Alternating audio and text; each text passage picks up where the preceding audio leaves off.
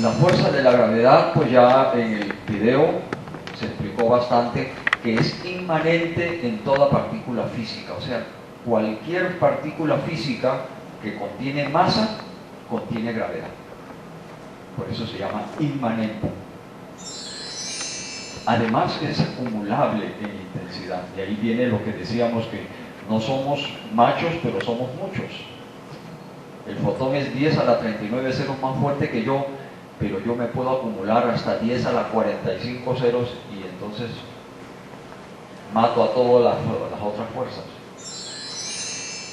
Y al hacerlo, en las estrellas podemos hacer colapsar moléculas en enanas blancas, podemos hacer colapsar átomos para crear básicamente estrellas neutrónicas, y podemos hacer colapsar los quarks para crear agujeros negros, que a su vez ellos harán colapsar los quarks mismos en la nada material.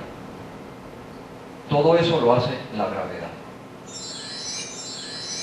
Entonces, recordemos, la física clásica de Newton decía en la primera ley de la termodinámica que la materia era indestructible, incolapsible.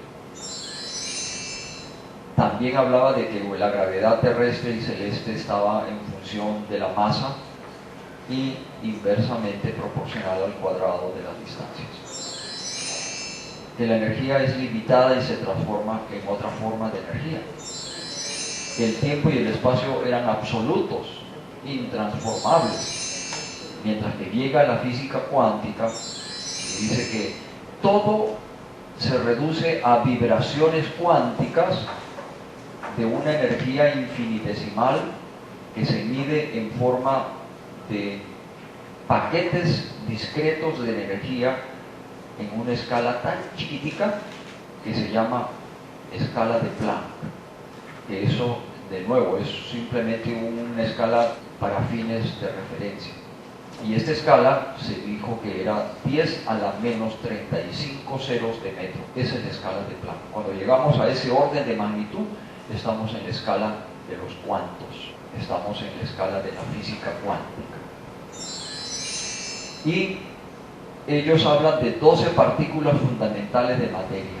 Al comienzo se pensaban que cada vez que se chocaban los diferentes cuerpos subatómicos, los aceleradores de partículas entre los años 80 y 90, había una cantidad grandísima de subpartículas que se producían y no se sabía cuántas.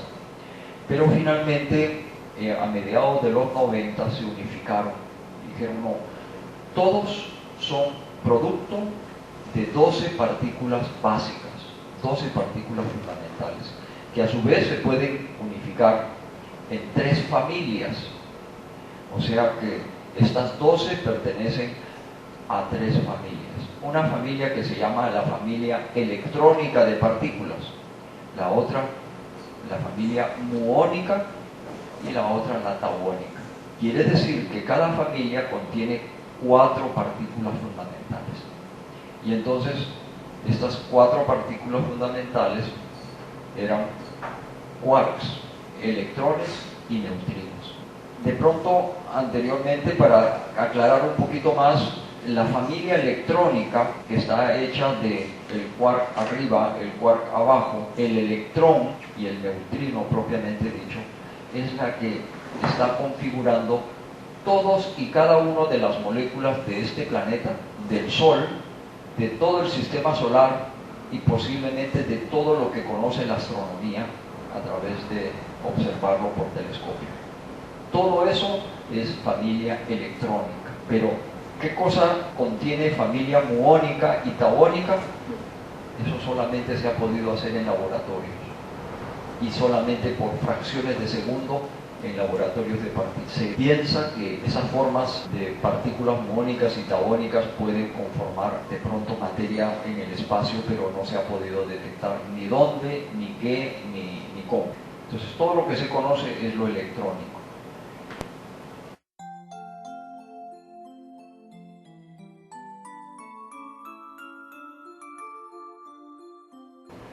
Ahora, venía una pregunta sobre leyes, ¿no?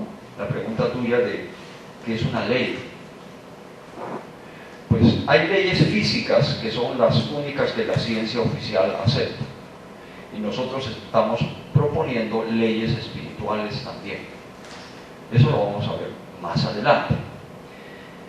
Una ley es un enunciado que predice la repetibilidad de un fenómeno. ¿Sí? Si yo digo que esto, si yo lo suelto, ¿para dónde se va? ¿Para arriba o para abajo? Para abajo. Y vuelvo y lo repito, para abajo. Y vuelvo y lo repito, para abajo. ¿Esto qué cosa quiere decir? Que hay una ley que enuncia la repetición de algo que se va para abajo. ¿Cómo se llama eso? La ley de la gravedad. ¿Entendido? Y así igual tiene que haber, y vamos a demostrarlo más adelante, leyes en el ordenamiento espiritual. Porque existe lo espiritual y ya le estamos viendo la solución de continuidad entre lo físico y lo espiritual.